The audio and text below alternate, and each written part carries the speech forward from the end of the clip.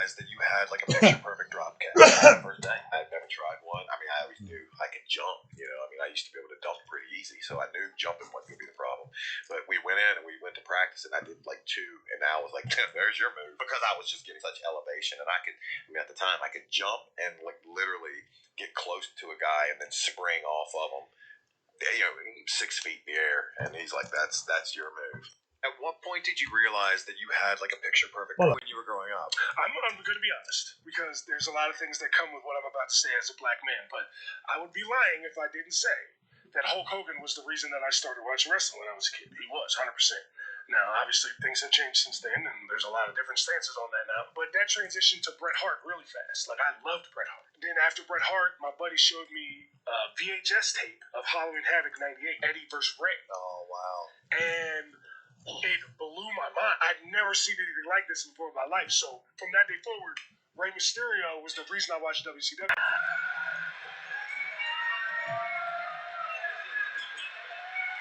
got a plan for that table, and it does not include.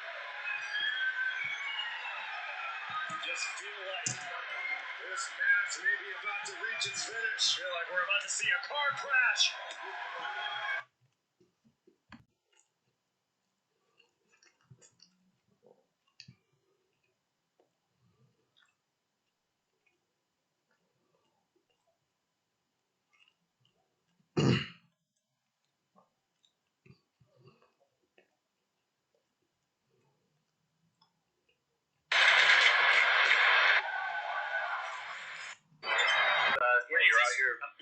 Is this Matt Hardy? Do we have confirmation? Sounds like Matt to me, and it really shouldn't surprise me at this point. Yeah, it actually is Matt Hardy. If you need a little confirmation to prove it, how about the same place where I showed up and embarrassed you this Monday night in Newark? Newark is also the same place you told me you loved me, Amy. You remember that? Yes, I do. The first time. You need more confirmation? No, Matt, go ahead. What's up? No, go ahead. I'm gonna give you a chance, considering I have talked to you here and there, but I haven't talked to you since everything has really went down. But I want to hear you explain yourself. Go ahead. I want to hear from you. I want to hear from the horse's mouth.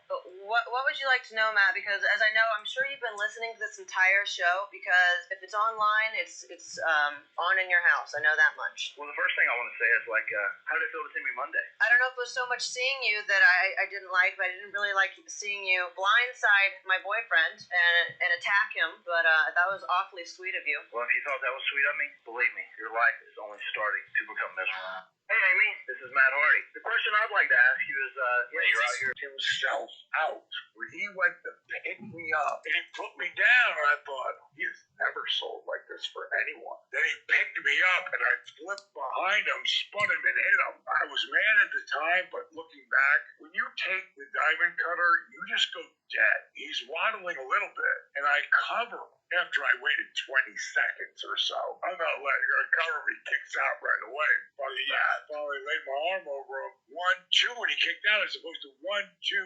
I go, Billy, you fucking kicked out on 2. He goes, D, I don't remember anything.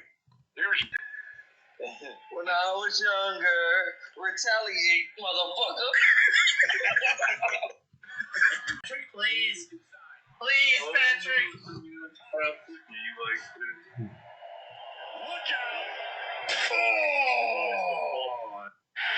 Passed away.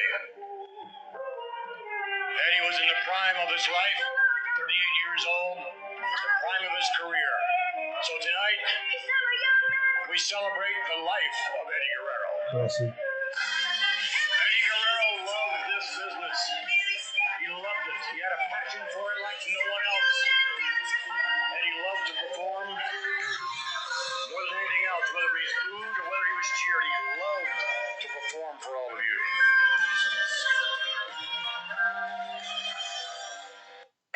Bryan Danielson going up against Kamala, and they got Prince Nana as a special referee. This shit random as hell. Damn, that's crazy. But anyways, I cannot believe this. You really feel that Ed should have been fired over you? Yeah, absolutely. It's funny how you feel so justified. Anytime this creep would have put some kind of move on you, would have been go home and tell me, but you didn't do that. So every time after that, it was intentional. I was ready to make a comeback. I was supposed to be out 8 to 9 months with my left knee. I had to totally reconstruct. I was ready to come back in 6 months because I busted my ass to rehab my injury and come back for a wrestling company that I love with everything I am, that I've sacrificed everything I've had over the last 7 years. I was in Greenville, South Carolina working out. I was in the ring actually working out with one of my buddies, Crazy K, and I got a phone call from Johnny Johnny Ace. And it's funny, he said, well, Matt, just want to tell you, he said, we're going to have to release you. Creative really don't have anything for you. We don't have anything. I said, Johnny, I don't buy into that. You tell me this doesn't have anything to do with my situation? No, it doesn't have anything to do with my situation, not at all. And one, I think Johnny Ace has a personal vendetta against me. And two, considering I was the guy that was the victim of this whole thing, I mean, Adam Copeland was the guy that was married. He was committing adultery, having an affair with my girlfriend. Those two were in the wrong. And the company, the WWE, was going to endorse that in front of me while I was at home with an injury? That is absolute. A lot of people are